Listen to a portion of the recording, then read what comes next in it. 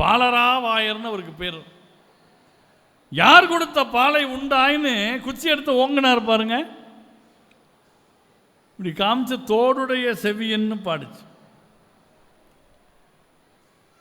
தோடுடைய செவியன் விடையேறி ஒரு தூவன் மதிசூடி காடுடைய சுடலை பொடி பூசி என் உள்ளம் கவர் கள்வன் ஏனுடைய மலரான் முனைநாள் பணிந்து ஏத்த அருள் செய்த பீடுடைய பிரம்மாபுரம் மேவிய பெம்மான் இவன் அன்றேன்னு. இவன்னா பக்கத்தில் இருக்கிறவன் அர்த்தம். நம்ம தமிழில் முன்னெல்லாம் எப்படின்னா இங்கே இருக்கிறவனை இவன்னு சொல்லுவோம். நம்ம ஜாடை மட்டும் தெரிஞ்சு குரல் கேட்காத தூரத்தில் உள்ளவனை அவன்னு சொல்லுவோம். நம்ம ஜாடையும் தெரிஞ்சு குரலும் கேட்குற நடு தூரத்தில் இருக்கிறவனை உவன் அப்படின்னு சொல்லுவோம். இப்போ உவன்கிற வார்த்தை போயிடுச்சு.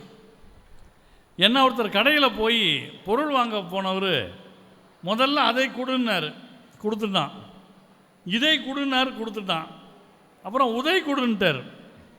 அவனும் ரொம்ப நாளாக காத்துட்டு இருந்தான். எல்லாம் கடன்லேயே வாங்கிட்டு போயிட்டுருக்க, கரெக்டாக சிக்கன நீ தானே கேட்டேன்னு 4 கொடுத்தான். அப்புறம் அந்த சொல் போயிடுச்சுன்னு வச்சுக்கோங்களேன். அப்போ பீடுடைய பிரம்மாபுரம் மேவிய பெம்மான் இவன் அன்றே அப்படின்னார். அப்படின்னா பக்கத்தில் அவருக்கு தெரியுது, காட்சி தெரியுது.